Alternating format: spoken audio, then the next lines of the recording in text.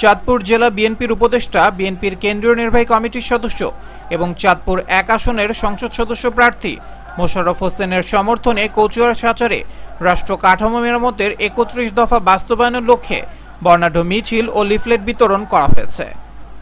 শনিবার বিকেল ৪টায় ১ নং সাচার ইউনিয়নের বিভিন্ন সড়ক প্রদক্ষিণ করে এই মিছিলটি অনুষ্ঠিত হয়।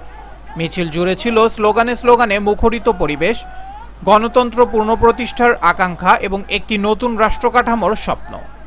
মিছিল পরবর্তী সংক্ষিপ্ত সমাবেশে নেতৃবৃন্দ বলেন, এই ৩১ দফা হলো একটি গণতান্ত্রিক, জবাবদিহিমূলক এবং ন্যায়ভিত্তিক রাষ্ট্র ব্যবস্থার রূপরেখা, যেখানে জনগণের অধিকার থাকবে সুরক্ষিত, প্রশাসন হবে দলনিরপেক্ষ এবং নির্বাচন হবে সবার জন্য সমান সুযোগের। তারা আরও বলেন, মোশাররফ হোসেনের মতো অভিজ্ঞ দৃঢ়চেতা নেতৃত্বই পারে এই রূপরেখা বাস্তবায়নের মাধ্যমে একটি কল্যাণমুখী রাষ্ট্র নির্মাণ করতে। ১ নং সাচার ইউনিয়ন বিএনপির সিনিয়র সহসভাপতি মোহাম্মদ কবির হোসেনের সভাপতিত্বে এবং সাধারণ সম্পাদক মোহাম্মদ আলী আহমেদের সঞ্চালনায় প্রধান অতিথি হিসেবে উপস্থিত ছিলেন কচুয়া উপজেলা বিএনপির সাবেক মেয়র ও সভাপতি মোহাম্মদ হুমায়ুন কবির প্রধান।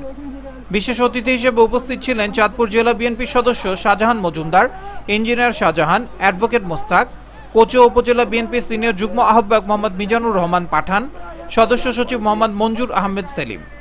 অনুষ্ঠানে আরও উপস্থিত ছিলেন কচুয়া উপজেলা যুবদল আহ্বায়ক মোহাম্মদ মহিউদ্দিন মজুমদার, সিনিয়র যুগ্ম আহ্বায়ক মিজানুর রহমান স্বপন, সদস্য সচিব অ্যাডভোকেট মাসুদ, কচুয়া উপজেলা স্বেচ্ছাসেবক দল সদস্য সচিব মোহাম্মদ আলামিন মোল্লা, উপজেলা ছাত্রদল সভাপতি মোহাম্মদ মোস্তফা কামাল এবং সাধারণ সম্পাদক মোহাম্মদ গাজী রশিদ।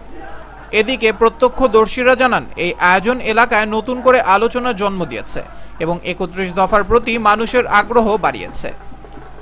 অন্যদিকে এই আয়োজনকে কেন্দ্র করে সাচার ইউনিয়নে রাজনীতির মাঠে যে উৎসাহ, উদ্দীপনা ও সংগঠিত সক্রিয়তা দেখা গেছে, তা ভবিষ্যতের গণতান্ত্রিক আন্দোলনের জন্য একটি শক্ত ভিত তৈরি করেছে বলছেন রাজনৈতিক বিশ্লেষকরা।